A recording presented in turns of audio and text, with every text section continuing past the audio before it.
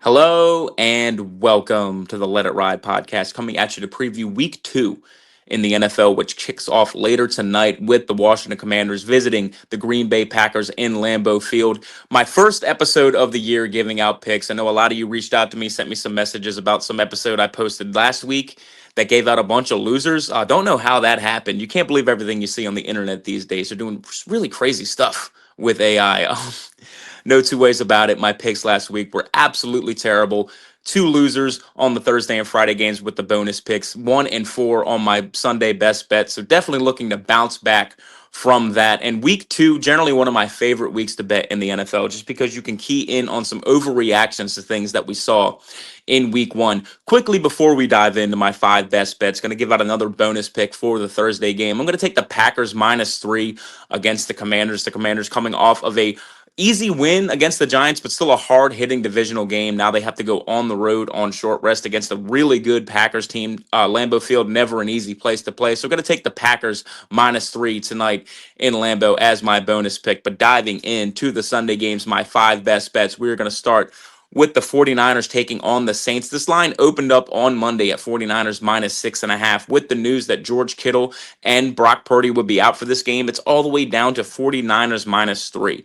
I like Brock Purdy just fine. There's no way he is worth 3.5 points to an NFL point spread. So I'm grabbing the 49ers -3 here, and I feel like it's a huge discount. Mac Jones is a capable backup. We saw him be effective when he had a good offensive coordinator his first year in New England. He has that again with Kyle Shanahan here in San Francisco. Christian McCaffrey looks back and healthy. Ricky Pearsall looks to be a legitimate number 1 receiver. This 49ers run defense looks back to being one of the better units in the NFL. They allowed just 3.2 yards per carry to the Seattle Seahawks last week, a Seattle Seahawks team that has 2 very capable running backs in Kenneth Walker and Zach Charbonnet. They stifled that run game. I think they're going to do the same thing to this Saints offense, which ran the ball effectively against the Cardinals, 4.9 yards per attempt. But Spencer Rattler, who, one of the worst starting quarterbacks in the league, dropped back to pass 46 times, averaged just 4.6 yards per pass attempt. So they were running the ball effectively, not passing it effectively, and yet Spencer Rattler still dropped back 46 times.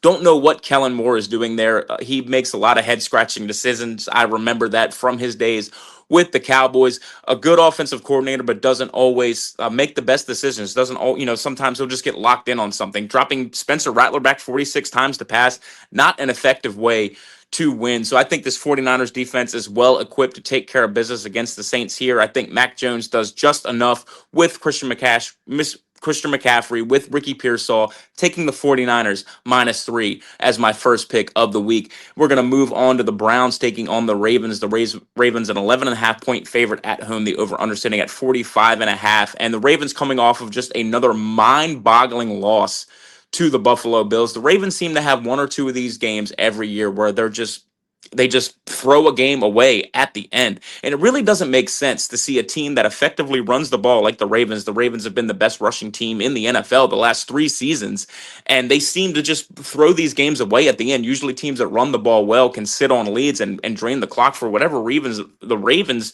just don't seem to be able to do that. If you look at their point differential last season plus week 1, they're plus 38 in the first quarter, plus 70 in the second quarter, plus 64 in the third quarter, minus 17 in the fourth quarter. So this is a team that jumps out to big leads and squanders them. They jumped out to a big 28-6 lead last year against my Dallas Cowboys, a game that I watched very intently, and the Cowboys got back into that game in the fourth quarter. The Ravens always seem to just let their foot off the gas, make some weird mistake late in games. So I want no business with that, counting on them holding a huge lead, laying in 11.5 points. You could see them up by 18 late and just give up a stupid touchdown, and then all of a sudden you're not covering the 11.5. I'm just going to take the safe play here, taking the Ravens -6.5 in the first half. They are a great first half team, plus 108 over the last season, plus 1 game in the first half. So counting on them jumping all over a pretty bad Browns team. Joe Flacco returned to Baltimore. I don't think it's going to go too well against this Ravens defense. So Ravens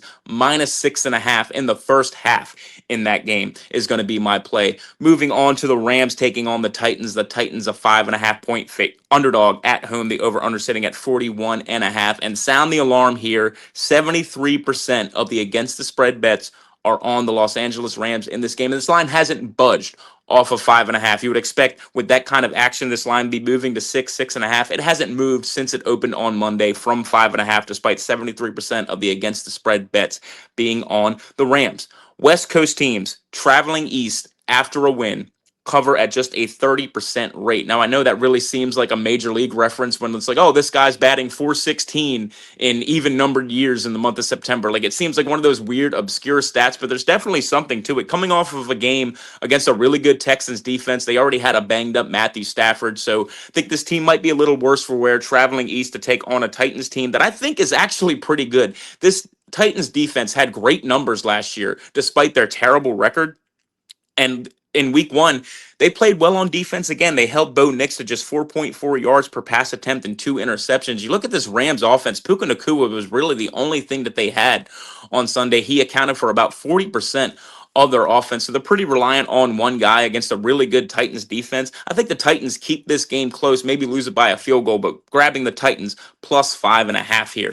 Moving on, we have the Seahawks taking on the Steelers. The Steelers, a 3-point favorite at home, the over-under sitting at 40.5. Now, this under has moved all the way down to 39.5 in some spots, but I was able to grab 40.5 at BetMGM earlier this morning. So hopefully that number is still available. Now, I dove into handicapping this game, really thinking that I was going to be on the Seahawks and I was going to be on the over based on how terrible the Steelers defense looked last week against the Jets. They gave up the third most yards per play on the week. You look at the two teams that they rank ahead of. It's the Giants, who played the Commanders, a pretty good offense, and the Bills, who played the Ravens, maybe the best offense in football. They gave up the third most yards per play, and they played the New York Jets, an offense nobody expected to be really good. So my initial handicap on this game, I thought I was going to come in thinking this is going to be a high-scoring game. This Pittsburgh Steelers defense is getting by on reputation. They aren't that good anymore.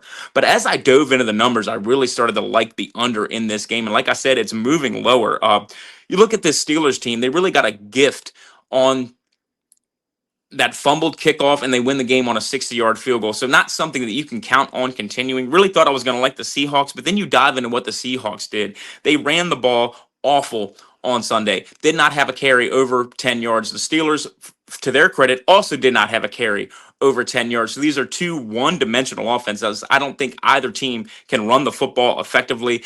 I don't think that you could drop back a 42-year-old quarterback in Aaron Rodgers 40 plus times a game and expect to have an effective offense. On the other side, Sam Darnold, I think, has kind of fallen off of what he was in the regular season in Minnesota last year with the 14 wins. We saw him kind of fall on his face in the playoffs. We saw him last week look not very good against the 49ers. So I think these two offenses are going to be stuck in the mud. I'm going to take the under 40.5 here.